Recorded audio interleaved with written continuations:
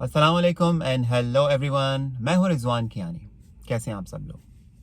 आप बैकग्राउंड में देख ही रहे होंगे कि बर्फ़ पड़ रही है और कल रात से बर्फ़ पड़ रही है और मज़ीद अभी चंद घंटों तक बर्फ़ पड़ती रहेगी।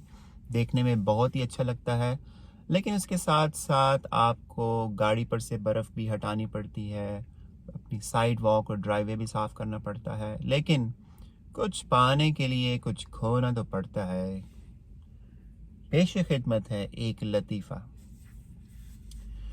ऑफिस से थकी हारी खातून छुट्टी के बाद घर जाने के लिए बस में सवार हुई। सीट पर बैठकर आंखें मूंद कर थोड़ा सा रिलैक्स करने की कोशिश करने लगी। अभी बस चली ही थी कि अगली कतार में बैठे एक साहब ने अपना मोबाइल निकाला और ऊंची आवाज में गुफ्तगू शुरू कर दी। उनकी गुफ्तगू कुछ इस तरह से थी: जान, मैं गफूर बोल रहा हूँ, बस में बैठ गया हूँ और घर आ ही रहा हूँ। हाँ हाँ, मुझे पता है कि 7 बज रहे हैं, 5 नहीं। बस ज़रा ऑफिस में काम ज़्यादा था, इसलिए देर हो गई। नहीं जान, मैं शबनम के साथ नहीं था, मैं तो बॉस के साथ मीटिंग में था।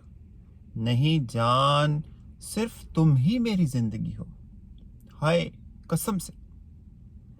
इस ऊंची आवाज में मुसलसल गुफ्तगू से खातून का सारा रिलैक्स करने का प्रोग्राम गारत हो गया और वो बहुत अनईजी महसूस कर रही थी। काफ़ी देर बाद तक भी जब ये सिलसिला जारी रहा तो खातून की हिम्मत जवाब दे गई। वो उठी और फ़ोन के पास जाकर ज़ोर से बोली, गफूर डार्लिंग, फ़ोन बंद करो, बहुत हो चुका। इस पागल औरत को कितनी सफाइयां दोगे? अब गफूर साहब हस्पताल से वापस आ चुके हैं, लेकिन पब्लिक मुकामात पर उन्होंने मोबाइल का इस्तेमाल मुकम्मल तौर पर बंद कर दिया है।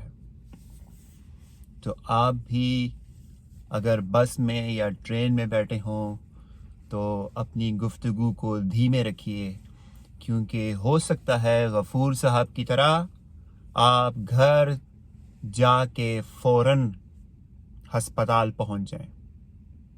अपना ख्याल रखिए और मौसम को एंजॉय कीजिए। अल्लाह हाफिज़।